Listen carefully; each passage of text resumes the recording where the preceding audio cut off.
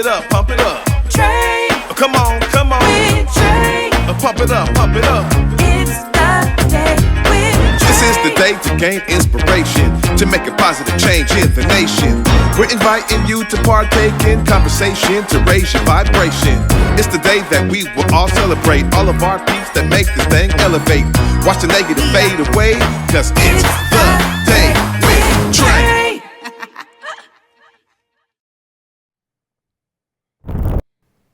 Grand Rising, everyone. Welcome to the Day with Trae. I'm your host, Trae Holiday. I get to welcome you to a wonderful Wednesday. I love to say wonder-filled, okay, because that's what it is. But I'm so grateful for my guest who's in the building with me today. We got Lenny Howze Jr. in the building of the Buffalo Soldiers. He's the executive director. We're going to be talking to him about the great work that he's doing in community. And also, he is one of those folks that is contributing to this amazing creative Black Brilliance Brain Trust. So we're going to be talking about how he is staying committed to that work. When they talk about building that foundation and creating that access, Lenny's a part of that, so I'm glad he's here. Also, always glad you're here, y'all. Of course, this is the top of the show. It's the perfect time for you to be sharing this show right here with others who you feel could benefit from our daily dose of dopeness. Of course, if you cannot watch us, don't trip. We got you covered, right? You can always listen to us as well anywhere you find your favorite podcast.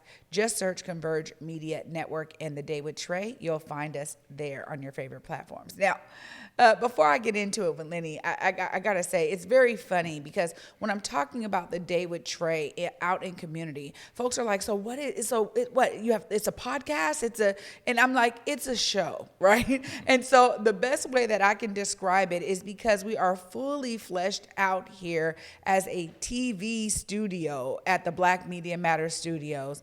This is something for me that is hard to convey, but I'm sharing it with all of you. So if you ever ask, just know, yes, we have a podcast version of this show. Yes, you can find some of this information in my interviews in our blog that is on whereweconverge.com on the website. You can also find me and my show on the website or on YouTube or whatever other streaming platform you're seeing this on right now.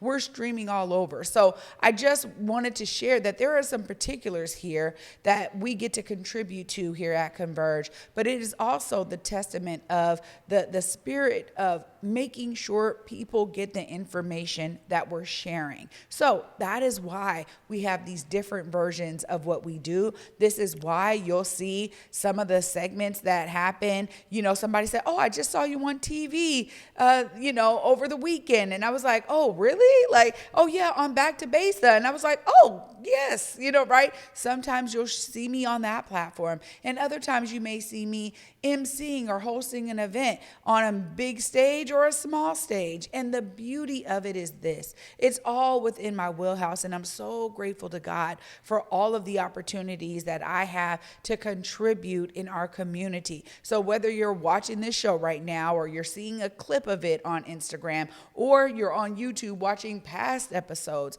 I just want to thank you for seeing value in what I've been bringing to the community as my authentic self. So grateful I get to do that in community with so many brilliant minds. But I also wanted to share with y'all, hey, we are all the things, because in today's world, being able to go direct to consumer means we no longer have to have a middleman that tells us our stories are valuable enough to hit your screen. Whatever that screen may be, big one, small one, you're reading an article, whatever screen it may be, we don't have to wait for somebody to say you're valuable enough for us to share your story. So when I tell you all out there that this is a platform to share your story, I mean it. It comes with a deep, sincere appreciation for the brilliance of our stories that exist every single day in our community. If you know someone who needs to be sharing their resilience, their inspiration, their continued dedication to their craft, if you know somebody who needs to be sharing their story, who has yet to be able to share it, or who has shared it on other platforms and maybe not here, please know that you can reach out to me. me on Instagram at Trae Holiday. You can also email my team, thedaywithtrae@whereweconverge.com. We want to amplify your stories as best we can on one of these platforms. Some of it may be some photos and a blog post, but at least we're doing our part continuously to amplify and uplift the brilliance we're experiencing in our community. And if you know you're a part of that brilliance, or someone you know is a part of that brilliance, and they have yet to be amplified, highlighted, uplifted, and showcased and celebrated, please make sure you reach out to us, because I look forward to sharing those stories with more and more people. Well, after this short break, a story I get to share up next. We got Lenny Howze Jr. in the building with the Buffalo Soldiers. We're going to be talking about all the great work they're bringing into community. You do not want to miss this. Stay tuned. You're watching The Day with Trae. This May, Seattle Opera presents Carmen. Iconic melodies make Carmen irresistible. Don't miss Carmen, May 2nd through 17th at McCaw Hall. Details at seattleopera.org.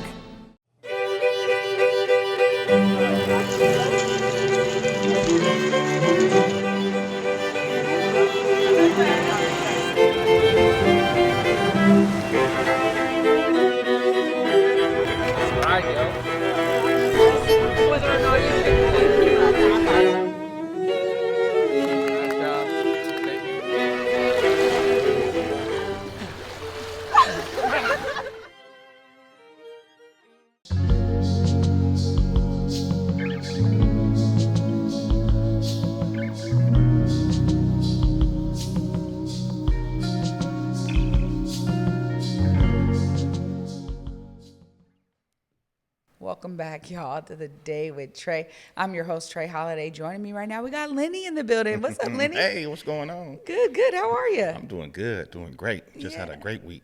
Oh, see, well, this is what we get to talk about, because yesterday we had, former state representative Elder Don Mason on the show, and we were talking about this creative Black Brilliance Brain Trust, right?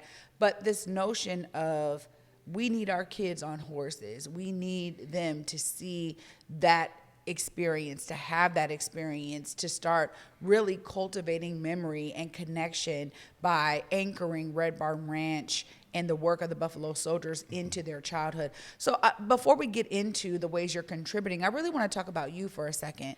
What kind of got you started as a Buffalo Soldier, working in this organization, now leading it?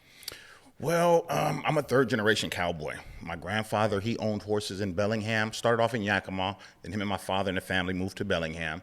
And then from Bellingham, my father came over and was the first pioneer down here on the Seattle waterfront doing the horse and carriage business. So just being a young man behind following his dad's footsteps, I kind of latched on and learned all the ways of the horsemanship, the etiquette, the riding, the cleaning, the maintaining, the feeding, the workload that it takes on. And it just was naturally kind of instilled in me. And now I'm instilling it in my kids. So being a third generation cowboy, it kind of flowed right into Buffalo Soldiering, because my father was the founder of this organization. My grandfather was an original Buffalo Soldier. So this is a lot of family legacy for me that I push it as, and now we've transitioned it into being community outreach. And that's kind of the backing, kind of how I got into it. I was born into it. I've been riding horses since before I was born, and I didn't have pretty much a choice of the path that I'm being directed in, because this is all by God's will. And with my liaison, Don Mason, helping out as she does with so much stuff, we talk all the time, and it's always like we're in such alignment. She knew my father, knows my father, she knew my grandfather, and I didn't know her until she bumped into me at Equines Day at the park, thanks to Joaquin Garrett. He brought her by, and she's been like family ever since. Feels like I've known her my whole life. Yeah, of course. No, Don has that effect on folks, right? But I gotta say, when you think of the history and you being raised in it, you saw and experienced the benefit. And so now you're opening up access for other young folks to have that benefit and to experience that. Tell us how it's been to receive, young kids who have never seen a horse up close, and now, they're getting that experience through the work you're doing. Just tell us about how you've been receiving that. It's really amazing. The power of the horse is crazy. It's like a majestic energy that comes over people, and you have people just stare at you, jump out of their car, just stop traffic. We let our horses kind of breathe like dogs do and hang their head out of the window of the trailer. And the people on the streets we literally stop traffic everywhere we go. Wow. Everywhere we go. And it's so engaging for kids to be able to have that one-off. Not all kids are like group sports type kids. They need that one-on-one energy to be able to pick up, learn, and feel confident about, or they can just end up kind of falling in the back. You know what I mean? So it's really, really empowering to watch the kids take charge and be able to jump up or go handle a horse or be able to know how to lead the horse around. We'll do community events and there'll be a kid, say for instance, like a Johnny, I just met your son. Yeah. We'll do a community event and I'll see a Johnny at Umoja Fest and I might say, Johnny, man, take this horse. You lead the horse around. You were doing the after school program. You know how to do it. Come on. Lead your friend on the horse. And when that happens, you see the connection of the kid on the horse that doesn't know nothing about the horse, but his buddy's controlling this 1,000-pound animal. And it's just like, and then you see the empowering part of the kid. That kid holds his head up so high and he's like, come on, sugar mama, let's go. It's like, yeah, and then I sit back and do something else. Wow. Yeah, it's nice. It's beautiful because my son came home. He said, Mom, it was so much fun. And what I'm grateful for is for his educational experiences, have had him do experiential learning for so many years. And always give a shout out to Catrice Dennis, the Teaching with Love and Care for that. But the one thing I will say is, his first experiences on a horse was like same thing. It was like wide-eyed. Let me get this down. Let me learn how to trot. Let me learn how to be on top of the horse. Let me learn all of these things. And so it's beautiful because you all have been in so many places, right? I got to work with y'all as we were building up for, Juneteenth, and y'all were out there at the parade with the horses. But people having that experience up close and personal means bringing the horses to them sometimes. Tell us about how important it is to make sure that not only do you have your anchor space, but you also now have these opportunities to make sure that folks who couldn't get there maybe yet get that same experience. So that's what we've been real big on is access, having access to the horses, and then access to be able to come and meet the cowboys and learn about what we actually do and not just see us in passing, because you can see us in a parade but then never really get to learn about us or learn about the animal. So that's why we have our program Equine Days at the Park, where we run it out of Rainier Beach Community Center and you're able to come read our poster boards to educate you about the colleges, the profession opportunities, the sporting opportunities, the different parts of the horse, like the farrier. People don't know that's the horseshoer. I have our farrier come out and do live demonstrations, and she does them, and it's amazing the amount of attention adults pay. I mean, recording her close, so close we have to say, can you scoot back a little bit? That'll burn you. She has her whole setup, her oven, her kiln, where she heats up the horseshoe and she shapes it on her anvil, and she's really literally out there doing the whole thing right live in front of you. It's amazing watching people just stop and just sit there for hours. Wow. Watching you. Just it's crazy. Well, when we talk about access, especially in regard to creative Black Brain Brilliance Trust, right? It's a tongue twister. Yeah, I love it. CBBT, right? When we yeah. talk about this, access is huge. We were talking about foundation, building that foundation, and creating increased access. So I love that you all already kind of had that. I can see how you and, Don Mason were right on neck and neck with this. But it is so true, especially for our children, when we think of how we've been kind of shut off from some of that historical context. And so knowing what the other professions are around horses, horse care, things of this, cowboys, like all of that. It just was for me as a young person, I didn't know cowboy was like an actual job, or you know what I'm saying? It's really a derogatory term. Yeah. It's a derogatory term that was shared with as the boy in the barn. It was never a term of endearment. This was a term that was looked down upon as a slave. The cowboy, the field boy, the house boy. The white man never wanted to be called a boy. He wanted to be called the cattleman. And not until rodeoing was invented through slavery did the cowboy term turn into something of privilege, because that cowboy was doing something that other cowboy couldn't do, not the cattleman. Wow. See, this is exactly the kind of history that I think we need to understand and know and own again in our community. 100%. I mean, that's one of the things is no, this is our history. And it's been so gone through all of these things that I love this when I was talking about this rebirth, Yeah. right? It's like regrowth. We are continuing to now make those connections for folks who don't have them. So the ways that you are opening up access, creating programs, now we got Red Barn Ranch. I got to talk to you a bit about the ranch, because bringing folks to the ranch is a whole experience where they get the full gambit. Tell us a bit about how y'all have been making sure that folks have a full experience when they come to Red Barn Ranch. Well, just getting to Red Barn Ranch is an experience in itself, because you drive by these big expensive properties, you see big longhorn bulls out, and you see all kind of different animals on your way to the ranch. It's an experience in itself because you have to go through country roads to get there. So you're oohing and on, and your face is glued to the window, and you're trying not to crash, and then you get to this ranch, and it's like you come into a concealed area because you can't see the ranch, the full space from the streets. You got to pull in, and you go down by an orchard of apples, and then you come and hoop around, and when you hoop around, it's just boom, big hill of nice big buildings, and it's just a lot of energy, and it's a lot of spirit that you feel when you go out there. You can tell a lot of people have been and came across this property in the past. My aunt used to come to camps at Red Barn, and she's in her 50s, 60s, you know what I mean? So it's like, you can tell there's a lot of energy, and the rebirthing of the space and activating of the space has been so fun, and it's just amazing. It's just amazing. The space is nice. We're getting it nicer and nicer as we go on, and it's just really a great community healing space that everybody can come to be able to get away from having to hear cars all the time, having to hear horns all the time, having to feel electric currents all the time, because you don't know that, but you feel that runs through your body, and being able to be out in space where there's just open space, not a care in the world, wild animals. It's a beautiful opportunity to be able to bring the community and give them things to do when they come out there, and then have access to it. Yeah. The programs, this is what makes it even more fun, especially when we're talking about, targeting young folks in a certain way, where you want to be thinking, what are some of the things they would love to do when they come? So I love that my son, you're right, Johnny was just there at Red Barn Ranch, and I said, oh, that's great, I'll be interviewing Lenny soon. And so I said, make sure Lenny knows you're my son. That's what I always tell him. He goes somewhere, he goes, oh, Mom, okay. I go, just make sure you tell him you're my son, right? And so I'm loving it, because you saw me, you go, oh, I was just with your son. I'm like, that's right. He's doing his job. So thank you for that. But also, for me, it's in the awe. It's in the wonder. And one of the things that I'm always, as a parent, right? I have 2 sons. So as a boy mom, for me, I always wanted to balance out how much they need to know about becoming a black man in this world, and how much I also wanted them to imagine and explore and still be curious about what they could become in light of however this world has looked upon black men. Right. So trying to give them a realistic perspective while also, supporting their endeavors and their curiosity to learn.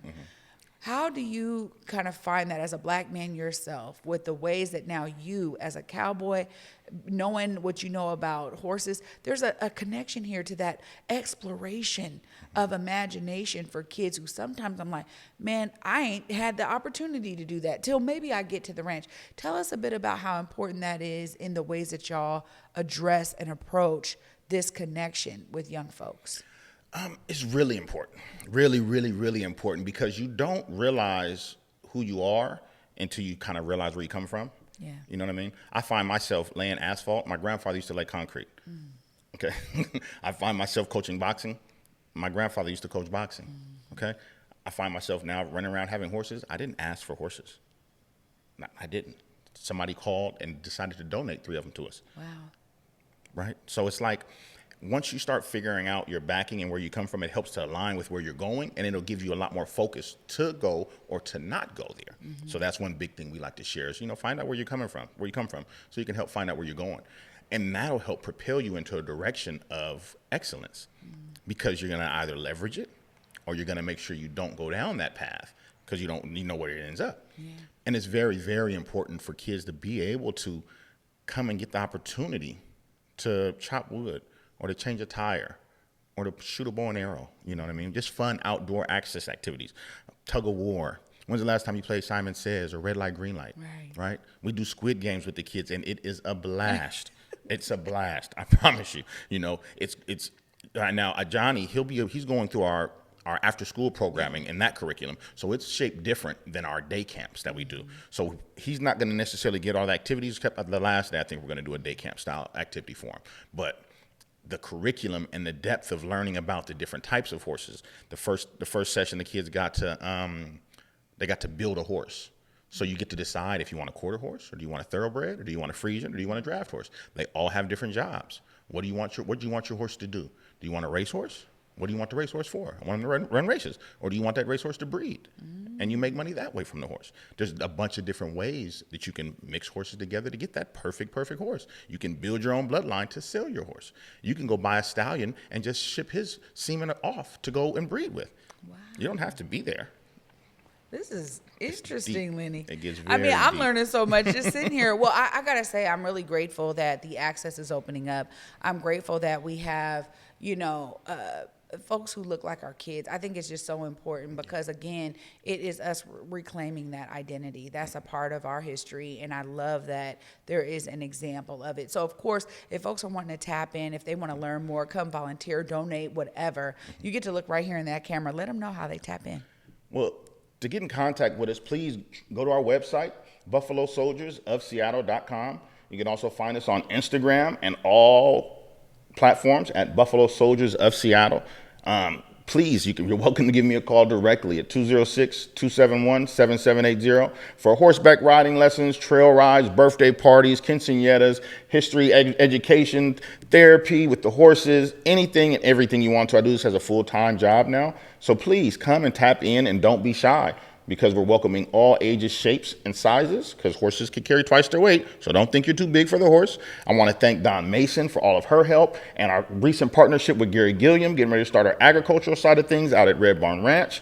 And who am I forgetting? Andy Schaefer, the city of Seattle, for all his great help. Thank you. It wouldn't be possible to be growing at this rate without you guys.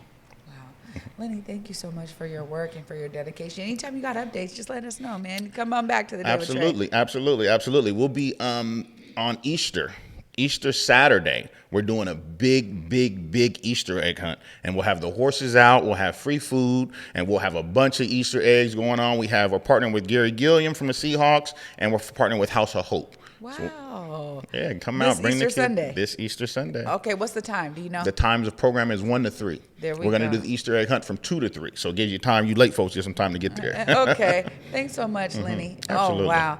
Y'all, what a phenomenal. I told you, wonder-filled Wednesday. Indeed. I'll wrap it all up right after this break. Stay tuned. You're watching The Day with Trae.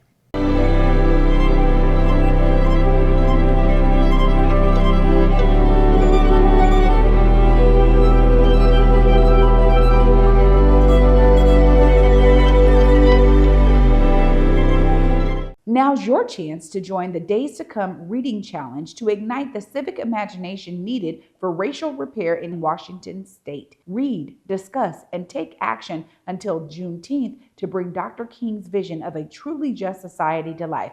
Visit saarcpnw.org for more information. This May, Seattle Opera presents the return of Bizet's celebrated classic, Carmen.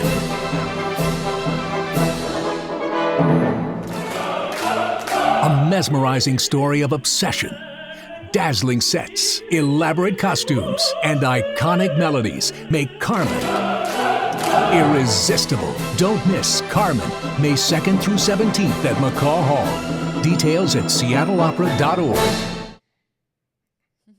Welcome back, everyone, to The Day with Trae. I'm your host, Trae Holiday. So grateful for Lenny Howze Jr. being my guest today in the Black Media Matter Studios. Great to learn so much about the Buffalo Soldiers, the work they're doing at Red Barn Ranch, the ways that they are bringing the horses to all of these other community events. And if you're looking to learn more, you have a great opportunity coming up this Easter Sunday. Make sure you get down there to Red Barn Ranch 1 to 3. Is it not at Red Barn? Nope, it's at Rainier Beach Community Center. There We're right here in the neighborhood. Right here giving me the update to make sure it's at the Rainier Beach Community Center. Make sure you get there from 1 to 3. And if you're looking to join in on this enormous Easter egg hunt, you're going to start at 2 o'clock, but we want you there at 1 so you can mingle, get your food. all of that from 1 to 3 p.m. on Easter Sunday. But also, if you are someone who has something to donate, time, talent, treasure, we want you to make sure you tap in with Buffalo Soldiers of Seattle, y'all. You can look them up on social media, find their website, be one of those folks who contributes to the brilliance that they're bringing in our community. I'm so grateful he was here today. Always grateful you're here with me, and I'll wrap the week up with you on Friday. Until then, at 11 a.m., y'all. Peace.